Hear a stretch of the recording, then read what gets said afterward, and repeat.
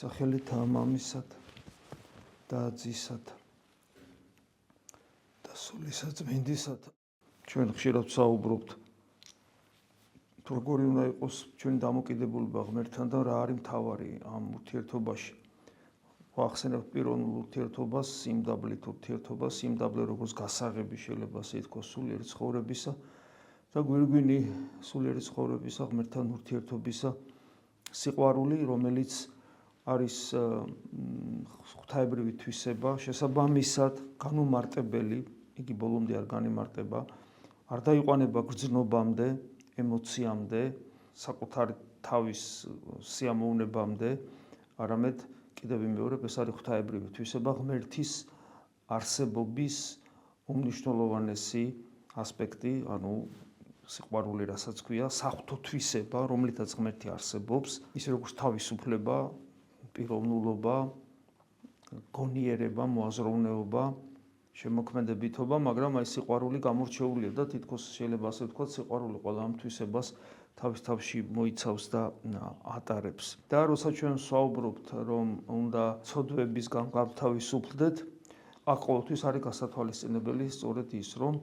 ცოდვისაგან თავისუფლება, სიყვარული, ღვთაებრივი სიყვარული, სწორედ ცოდვისაგან განთავისუფლებას ნიშნავს და ცოდვისაგან განთავისუფლება ჩვენში ღვთაებრივ სიყვარულის დაანერგვას ნიშნავს და ჩვენ ამ სიყვარულში ყოფიერებას ნიშნავს და გულისხმობს და ცოდვა არის აცდენა სწორედ აი ამ ღვთაებრივი სიყვარულისგან. უბრალოდ თანამედროვე ადამიანს ფიქრობ, რომ არ ისმის ამ სიტყვების მნიშვნელობა, აი ვთქვათ, ეხლა მე ვსაუბრობ, მინდა რომ წმინდა წერილიდან ვისაუბრო, მაგრამ ჩვენი ყური გაუხეშებულია ამ სიტყვის მიმართ. ალბათ არც ერთი ღირებულება ისი არ დამცრობილა, ისი არ დამახინჯებულა ადამიანთა ცნობიერებაში, ისი არ შეუცვლია არსი ადამიანთა ცნობიერებაში, რა თქმა უნდა და არა თავისთავად, როგორც აი ამ გრძნობას სიყვარულს თითქოს ეშმაკი ყველაზე მეტად სწორედ ამ გრძნობას, ამ თვისებას ებრძოდა, ასე შეიძლება ვთქვათ. და ის რომ ღმერთი სიყვარულია, ამას წმინდა წერილი პირდაპირ გვეუბნება ჩვენ, ერთადერთი ქრისტიანობა, როგორც ხშირად ვამბობ და სხვა არც ერთი რელიგია ამას არ საუბრობს, ესეც უკვე მიანიშნებს განსაკუთრებულობას ქრისტიანობისა და ამავე დროს სიყვარული ადამიანისადმი გამოიხატა იმით, რომ ღმერთი მოვიდა ადამიანად. ღმერთი ადამიანამდე მოსულიყო, ისე რომ ადამიანისათვის შესაძლებელი ყოფილიყო მასთან ურთიერთობა, როგორც სწორი სწორთან, ასე შეიძლება ვთქვათ, და არ დადგუნულიყო საღვთო ავტორიტეტით და გონება მიუწვდომელი სიდიადით, თავის სიდიადით ის საშინელი ადამიანისათვის ღმერთი და რო არ მომხდარიყო ეს, ამიტომ იგი მოვიდა ჩვენერ ადამიანად და თან მოვიდა არა რაღაც ძალიან დიდ ამაღლებულ სოციალურ ფენაში, მაღალ სოციალურ ფენაში, არა პირიქით დაბალში, რომ ყველა ადამიანს ქონოდა მასთან თავისუფალი ერთობის შესაძლებლობა. და როცა ვამბობთ კიდევ ერთხელ ვიმეორებ, რომ ღმერთი მოვიდა ადამიანად, აქ საუბარია მის კვლავ ვიმეორებ ამ სიტყვას გონება მიუწვდომელ დამცრობამდე და პავლე მოციქული მას ესე კარგად ჩამოთვლის, თუ ღმერთი, რომელიც ყოფიერების შემოქმედია, როგორ ჩამოვიდა, ადამიანური ბუნება მიიღო რა, როგორ იქნა დამცრობილი. ერთ-ერთი მთავარი პრობლემა რა არის ადამიანური ყოფიერებისა სამყაროში, რომ უსამართლობა ბოგინობს ამ სამყაროზე და ყველა ადამიანს სამართლიანს თუ სამართლოს კეთილს თუ ბოროტს თანაბრად ანადგურებს, წნეხში აქცევს ამ ქვეყნიური უსამართლობა და აი უსამართლობის მთელი ბოროტება დაატყდა, შეიძლება ასე ითქვას, უფალს თავზე და მან საკუთარი ნებით ეს მიიღო და განიცადა და მე პავლე მოციქული ესეთ რამეს ამბობს, რომ და ამის საპირისპიროდ განკაცებულ ღმერთს მიენიჭა ის დიდებულება, რომელიც წარმოუდგენელი ადამიანს ქონოდა ჯერ ერთი მისი სახელის წინაშე, ანუ სახელისა იესო ქრისტეს წინაშე მოდრკება ყოველი მუხლი ზეცაში, ქვეყანასა და ქვესკნელში და ის როგორც ადამიანი დაждდა მარჯვენით ღვთისა და მამისა და მოხდა სრული განხრობა და სრული განდიდება ადამიანური ბუნებისა როგორც ასეთი, რომელიც ჩვენი თითოეული ადამიანის განხრობის დასაბამია. ანუ ღმერთმა ამგვარად გამოხატა ღმერთი რომ არის სიყვარული ეს ერთი მხარეა და მეორე ის რომ მან ეს სიყვარული გამოხატა იმით რომ აი ეს მოიმოქმედა ადამიანისთვის და ჩვენ ყველას გაგვიხსნა გზა მარჯვენით ღვთისაჯდომისათვის ეს უბრალოდ ჩვენ ვერც კი წარმოვიდგენთ რა კიდე ხშირად ვიმეორებხოლმე რა გველოდება რა დიდებულება გველოდება და როგორ დამაკნინებელია ჩვენი ღირსებისათვის, ჩვენი გონიერებისათვის, ჩვენი თავისუფლებისათვის, როგორ დამაკნინებელია, როცა ამ დიდებულებას მორწმუნეებზე ვსაუბრობთ, რომ ურწმუნოს გასაგებია ეს არ ესმის, როგორ ვცვლით ხოლმე რაღაც ამ ქვეყნიურ მიწიერ სხვადასხვა საკითხებში, სხვადასხვა მიზნებში ვახურდავებთ ეს ამ სიტყვას ვიყენებ ხოლმე და ჩვენი სარწმუნოებიდან ხშირად არაფერი რჩება. ამიტომაც არ არის გასაკვირი, რომ რადგან ღმერთის სიყვარულია და მის სიყვარული ასეთი სიდიადით, გონება მიუწვდომელი სიდიადით გამოვლინდა და გზა გაგვიხსნა ღმერთის შვილობისკენ და განღვთობისკენ, ბუნებრივია, რომ მთავარი ურთიერთობა, როგორც ითაც დავიწყე, ურთიერთობა ჩვენი ღმერთთან, არის სიყვარულით ურთიერთობა, ამიტომ გასაგებია ძველი აღთქმისეული მთავარი ცნების გაცოცხლება როგორ ხდება ახალ აღთქმაში, მისი აქტუალიზირება უფლის მიერ და აგერ ვკითხულობ და ესმის თუ რა არის მთავარი მცნება, შეიყვარო უფალი ღმერთი შენი ყოვლითა გულითა შენითა, ყოვლითა სულითა შენითა და ყოვლითა გონებითა შენითა. ანუ აქ არის ჩამოთვლილი ყოვლითა ძალითა შენითა, ანუ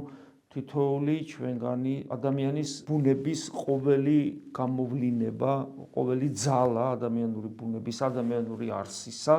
მონაწილეობს აი ამ მცნების აღსრულებაში. ანუ რაღაცა ნაწილით კი არ მიყვარს, არამედ მთლიან ჩემ არსებას, გული, სული, გონება, ძალა, მთლიან ჩემ არსებას უნდა უყვარდეს ღმერთი და ეს არის პირველი ცნება და მეორე მსგავსი ამისი, როგორც ვიცით, ამბობს უფალი, შეიყვარო მოყვასი შენი, ვითარცა თავი თვისი და აქ რა თქმა უნდა, მოყვასში იგულისხმება პრინციპში ყველა ადამიანი, შეიყვარო მოყვასი ვითარცა თავი თვისი, აქ ნიშნავს არა საკუთარი ეგოიზმის წინ წამოწევას, არამედ ამ შემთხვევაში საკუთარი თავი წარმოჩენილი იმგვარ არსებად, რომელსაც მთელი არსებით ღმერთი უყვარს. ანუ თუ ადამიანს მთელი თავის სასიცოცხლო ენერგიებით, რაც აქვს მას, რაც ჩამოთვალეთ, ღმერთი უყვარს, მაშინ ამ ადამიანში ეგოიზმის ადგილი აღარ არჩება. შეუძლებელია, ესე იგი გიყვარდეს ბოლომდე გასცე თავი სიყვარული ბოლომდე გაცემაა საკუთარი თავისა და იქ ეგოიზმისათვის ადგილი დარჩეს. ესე იგი მე თუ მიყვარს ღმერთი, ის როგორც უნდა მიყვარდეს, ჩემში ადგილი აღარ რჩება ეგოიზმისთვის და მაშინ ჩემი თავის სიყვარული ნიმუშად მოყვასის სიყვარულისა უკვე მისაღებია, იმიტომ რომ მე ჩემი თავი მიყვარს არა ეგოისტურად, არამედ მიყვარს როგორც ღვთის ქმნილება, ღვთის ხატი და მსგავსება და ასევე ვუყურებ უკვე ჩემ მოყვას. ანუ მე ჩემ თავს ხედავ როგორც ღვთის ხატსა და მსგავს, რომელსაც მთელი თავისი არსება უნდა მიუძღვნას ღმერთს, ეს არის სწორედ სიყვარული და ასე ვხედავ მე მოყვას, ანუ მოყვას ვხედავ როგორც ნებისმიერ მოყვას, როგორც პოტენციურ ღვთის მსგავს ხატსა და მსგავს, თუნდაც ის ურწმუნო იყოს და აი ამგვარად მევალება მე მოყვასისადმი დამოკიდებულება. ეს არის სწორედ ქრისტეს თვალებით ხედვა ადამიანისა, ეს არის სწორედ ის, რომელიც არ მომცემს მე საშუალებას შევიძოლო ადამიანი, ვინც არ უნდა იყოს იგი, მას სასიკვდილო განაჩენი გამოუტანო, მოვიძოლო და ასე შემდეგ და მისი თავისუფლება შევლახო და ასე შემდეგ. და შემდეგ ხას უსვავს უფალი, გახსოვთ, რომ ამაზე სხვა მცნება, ამაზე დიდი, ამაზე უფრო ის ამაცა სხვა მცნება არ არის და ეს მცნება არის უფრო ის ყოველთა მსხვერპლთა და შესაწირავთა. ეხლა აქ შემთხვევაში იქ კონტექსტის მიხედვით ძველი აღთქმის ადამიანს ესაუბრება და იქ მსხვერპლსა და შესაწირავში სხვა რამ იგულისხმება პირდაპირ გაგებით, მაგრამ როცა ჩვენ განზოგადებთ და უნდა განმაზოგადოთ ყოველთვის რომ განუკუთვნოთ საკუთარ თავს წმინდა წერილის ამა თუ ის ადგილი, მაშინ აქ უკვე გარეგანი მხარე იგულისხმება ჩვენი რელიგიურობისა და ამიტომ ამით უფალი გვეუბნება, რომ თუ ჩვენში არ არის სიყვარული, ღვთისადმი და მოყვასადმი ეს გარეგანი რელიგიურობა არაფერს ნიშნავს. და გარეგან რელიგიურობაში ჩვენ შეიძლება ყველაფერი ვიგულისხმოთ, მათ შორის გარეგნული თავგანწირვას კი და ქველმოქმედებას, სასწაულ მოქმედებას და გვახსენდება პავლე მოციქულის სიყვარულის იმნი და სიყვარულის განმარტებას, ასე შეიძლება ვთქვათ, სადაც წარმოაჩენს თუ რას ნიშნავს სიყვარული, როგორია სიყვარული, რა თვისებებს ატარებს ის და იმასაც ამბობს პავლე მოციქული, რომ გახსოვთ, რომ ეს კორინთელთა მიმართ ეპისტოლია, ადამიანს შეიძლება ჰქონდეს სასწაულმოქმედებაც, ისეთი რელიგიური ცხოვრება, სიბრძნე, წინასწარმეტყველების უნარი, ქველმოქმედება ისე რომ ბოლომდე გასცეს თავისი ქონება, მოწამეობრივი ღვაწლიც რომ თავის კი მისცეს სასიკვდილოდ და შეიძლება არ ქონდეს სიყვარული. ეს უცნაური მოვლენა, როგორ შეიძლება ეს ასე იყოს და ეს ნიშნავს იმას, რომ თუ ჩვენი ნებისმიერი საქმე, მათ შორის მოწამეობრივი ცხოვრებაც კი, რა თავს გწირავ, არ არის კონცენტრირებული. ხა პავლე მოციქული სიყვარულზე საუბრობს და გასაგებია, რომ იქ საუბრობს სიყვარულზე, საუბრობს ღვთისადმი და ზოგადად სიყვარულზე, როცა ღმერთი ჩვენშია და ჩვენ ღმერთში ვართ. ანუ კონცენტრირება იესო ქრისტეზე, იმიტომ რომ სიყვარულის ყველაზე დიდი გამოვლინება, რომელსაც ჩვენ შეიძლება მივიახლოთ და ჩვენ დავინახოთ და შევიგზნოთ, ეს არის ღვთის განკაცება და მისი ჯვარცმა. ანუ ჯვარი როგორც ნიშანი და ყველაზე ხილული ნიშანი და ყველაზე ძლიერი ნიშანი და სიმბოლო სიყვარულისა და თავად განსხეულებული სიყვარული, განკაცებული ღმერთი. და ამიტომ თუ ჩვენი ცხოვრება არ არის კონცენტრირებული იესო ქრისტეზე, მაშინ ყველა ნებისმიერი ჩვენი ქმედება სიყვარულის საქმეებიც კი, როგორიც არის თავგანწირვა და ქველმოქმედება, რელიგიური საქმეებიც კი, როგორიც არის სასწაულ მოქმედება და წინასწარმეტყველების უნარი, ანუ ყველაფერი აზრს კარგავს, თუ ჩვენი ეს ყველაფერი სიყვარულის საქმეები თუ რელიგიური საქმეები, ზნეობრივი საქმეები თუ არ იქნება კონცენტრირებული და მიმართული იესო ქრისტესგან, რატომ კარგავს? რატომ არა აქვს მას თავის თავადი ღირებულება? იმიტომ რომ სიყვარული არის ღმერთი. და თუ ღმერთზე არ არის კონცენტრირებული ჩვენი ნებისმიერი საქმე, ის სინამდვილეში ორი ღმერთი არ არსებობს, ღმერთი მხოლოდ ერთია. ამიტომ თუ ის არ არის კონცენტრირებული, კიდევ ვიმეორებ, ღმერთზე, ხო, მაშინ გამოდის, რომ ის ნებისმიერი საქმე გადაიქცევა კერპად და საკუთარი პატივის, საკუთარი თვითგანდიდებისათვის ყოფილა ჩემში და არა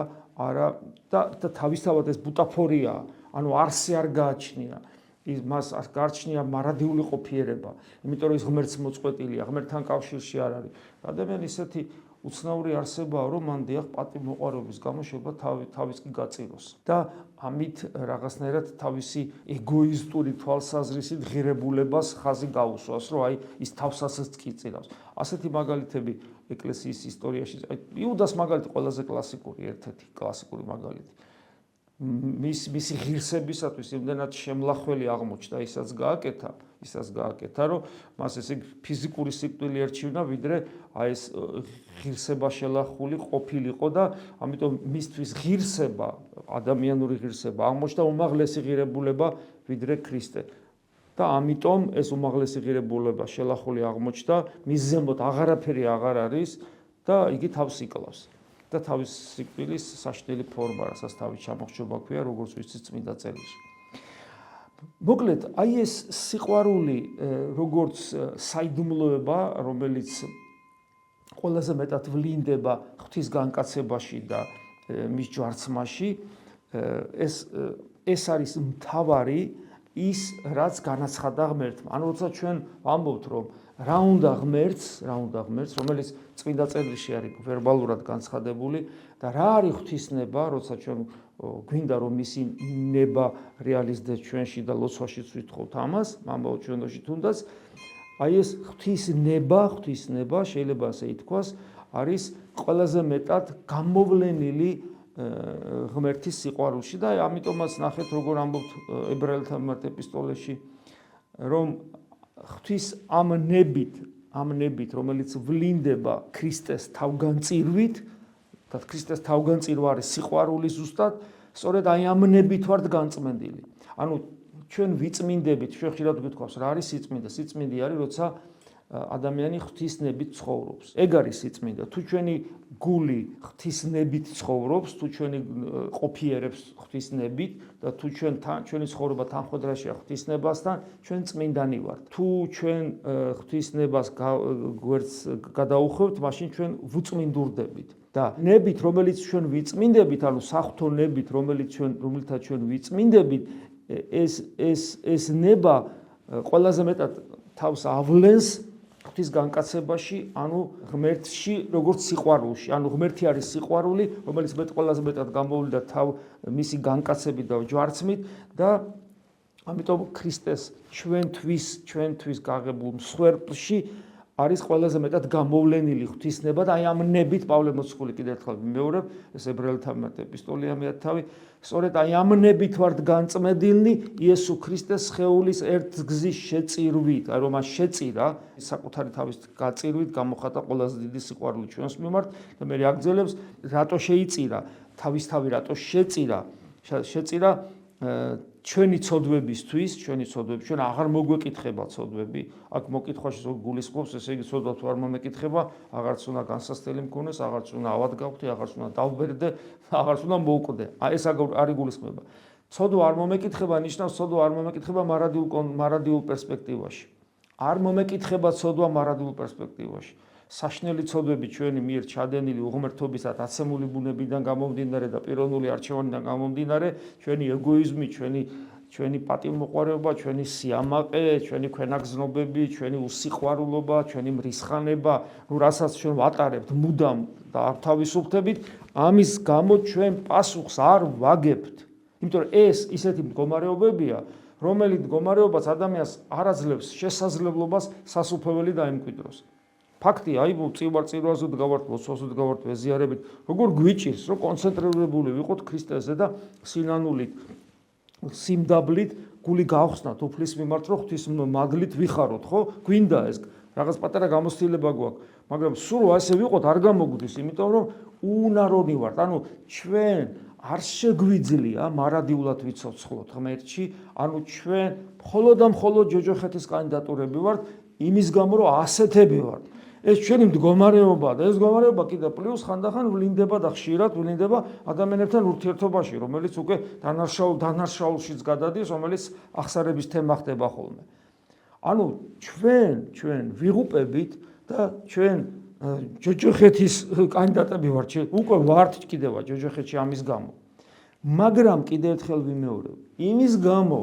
რომ აი ამ ყველაფრის გამო, რაც ჩვენ გვჭირს ყველას, ამის გამო ქრისტე მოკვდა და იგი მოკვდა ჩვენთვის და აი ეს თელი ღვთაებრივი სამართლიანობის თელი დარტყმა საკუთარ თავზე მიიღო, ამიტომ წირავს იგი ღმერთს საკუთარ თავს მსხვერპლად ყოვლადწმინდა სამებას წირავს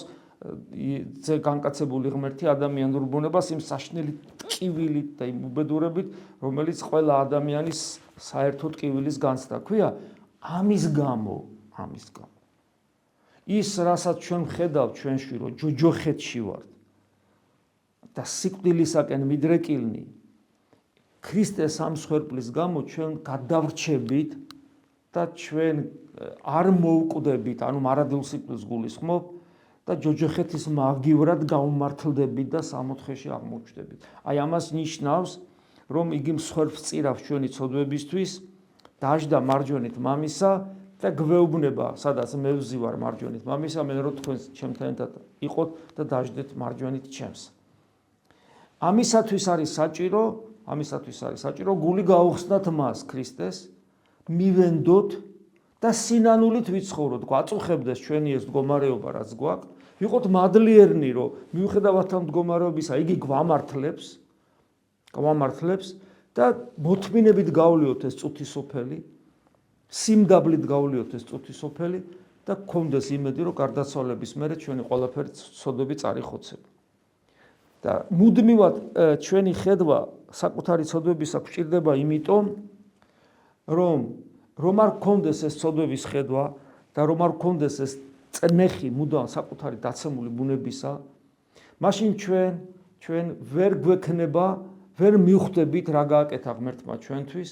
და არც სიმდაბლე არ გვექნება. სამწუხაროდ შეიძლება ყველა ნებისგან გათავისუფლდე, მაგრამ თავარი ნება დაგჭეს. ეს არის სიამაყე. თუ არცეთი ნება არ გაწუხებს და ყველაფერი გადასარევად გაქვს შიგნით და ვერანაირი ჯოჯოხეთური მდგომარეობა შენში ვეღარ გძნობ და არა გაქვს დაუშვათ, მერე ჩდება ის უბედურება, რომ კარგი ტიპი ხარ და გავიწყდება, რომ იმიტომ არსებობ, რომ ღმერთის მეხსიერებაში ხარ. თუ ღმერთის მეხსიერებაში არ არსებობ, ანუ შენ არსებობ ღმერთით, საღვთო ნებით არსებობ და ყველაფერი რაც გაქვს, მისგანა გაქვს და მადლიერების მაგივრად შენში ჩდება რაღაც განსაკუთრებულობის განცდა, რომ შენ თავისთავადი ღირებულება ხარ ღმერთის გარეშე და ამიტომ არანაირი ღმერთი პრინციპში სახელად შეიძლება გჭირდება, რელიგიური ადამიანი ხარ. მაგრამ არანაირი ღმერთი არ გჭირდება და ვისე მსგავსები ხო ხვდებით, ეს არის ოდესღაც დიდი ქერუბიმი, რომელიც სატანა გახდა, რომელსაც სწორედ ეს დაემართა, რომ კარგია რა, მართლა კარგია. რაღან კარგია, ის არის სამყაროს ცენტრი და აი აქ შემოდის ეს დემონური ენერგია, თვისება, რომელსაც არსი არა აქვს, მაგრამ ის იბადება გაუკუღმართებული ნებით, თავისუფლების არაჯანსაღი გამოყენებით. და აი ეს რომ არ დაემართოს ადამიანს, ადამიანი მთელი ცხოვრების მანძილზე ადამიანს დატოვილი აქვს მთელი ცხოვრების მანძილზე სამუშაო და საბრძოლველი საკუთარ ნებებთან, რომ მუდამ კონდეს იყოს სიმდაბლეში და კონდეს მადლიერების განცდა, რომ მიუხედავად ამ ცოდვილობისა, ღმერთი მას მაინც ამართლებს. და იმას რომ მე გვეპატიჟებათ მარჯვენით მამისა, მე ნებავ, სადაც მე ვარ თქვენც იქ იყოთ, გახსოვთ ქრისტეს სიტყვები, ამას გვიმოწმებს პავლე მოციქული საოცარ სიტყვებს ამბობს, ამას გვიმოწმებს სული წმინდაც. სული წმინდა ღმერთი, რომელიც გვეხმარება ჩვენ აი ამ ჩვენი პედაგოგია, ჩვენი მოძღვარია სული წმინდა ღმერთი, გვეხმარება ამ ყველაფერში და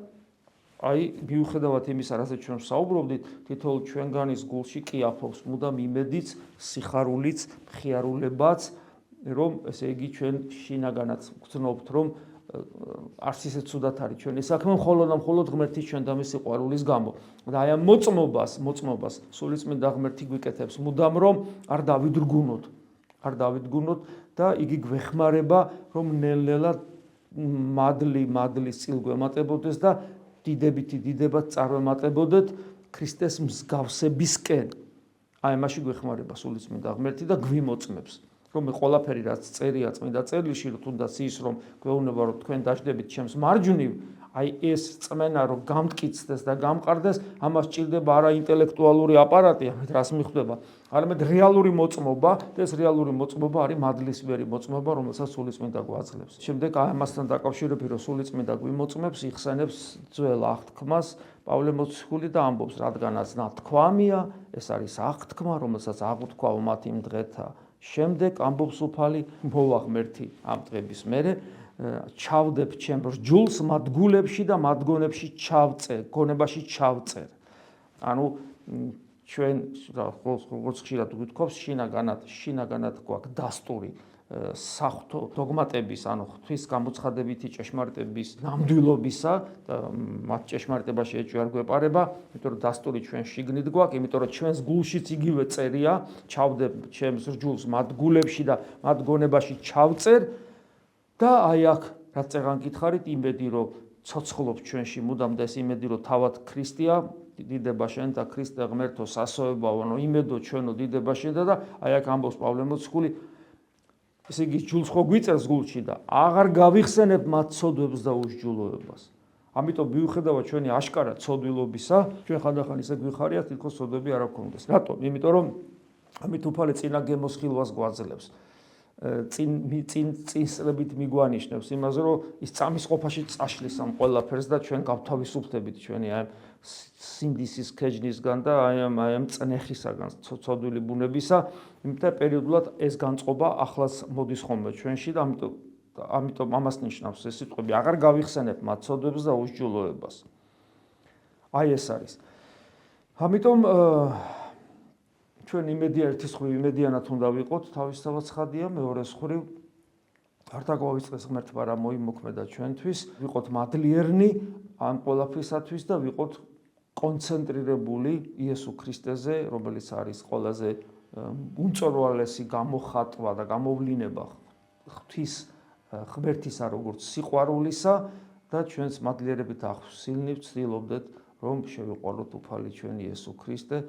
მამა ღმერთი და სულიწმინდა ღმერთი რომელსაც ჩვენის ყოველი პატივი დიდება და თაყვანისცემა მამისა და ძისა და წმინდისა სულის აზრდა მარადის და უკუნითი უკუნისამდე ამინ